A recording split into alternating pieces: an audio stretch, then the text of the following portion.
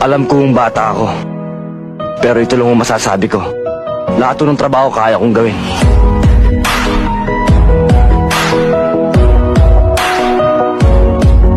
Gusto ko lang magtapat sa kanya. Kaya lang pare, wow hindi. Baka isipin niya bantay sa laki ako.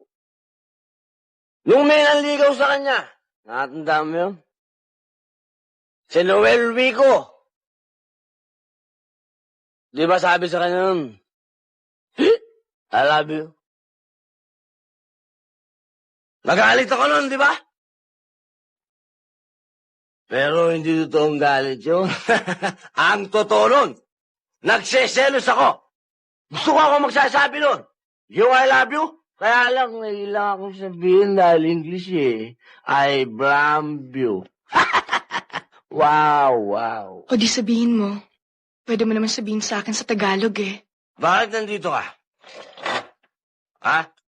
Para pagkaisahan nyo na naman ako? Ha? Hindi ka nababagay dito.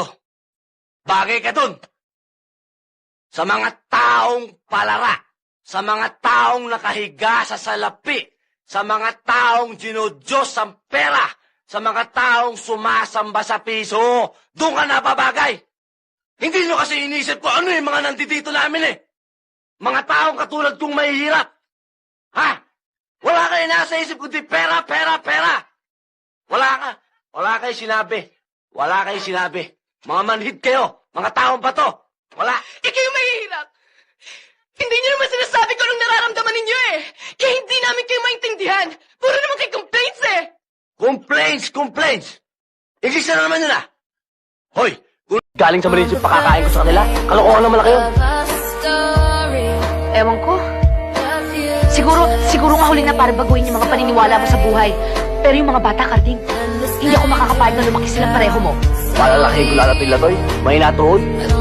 Para pagsamantala na ibang tao. Si Loleng, hindi ba pinagsamantalahan niya dahil sa mali paniniwala na kahit magbilang sarili, kumita lang, okay na rin? Anong mangyayari dyan sa mga batang yan paglaki? Magiging mandurukot, magnanakaw, hold-upper, nagpapalaki ka ng mga kriminal? Alam ko marami ka sikreto sa akin, pero wala akong pakialam doon. Sa may clean pa rin na magkasama natin dito, ha? Marami na katutulong sa'yo. Sa mga bata, marami rin eh. Alam mo, nakakainis ko tanggapin, ha? Nakakainis tanggapin eh. Pero sabi ko talaga, taas ang kamay ko sa'yo. Nagkakagusto na ako sa'yo eh. Mahal na kita palagay ko eh.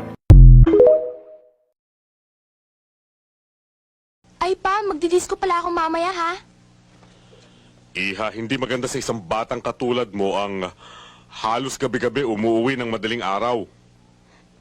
Pa, wala naman akong ginagawa dito. Kung gusto mo, bumalik na ako sa States. Siya nga pala, ito si Narding, ang bago mong bodyguard. Maganda nga po, no? Pa naman hindi ko naman kailangan ng bodyguard. Kung mapagkamalan pang boyfriend ko yun, nakakahiya. Tingnan niyo naman yung itsura niyan. Ang cheap. Mukhang hindi pa naliligo. Kung gusto mong lumabas, kailangan may bodyguard ka. Kung ayaw mo, dito ka na lang sa bahay. Boss, gusto mo sasamahan ko? Hindi na, kailangan kita rito. O ano?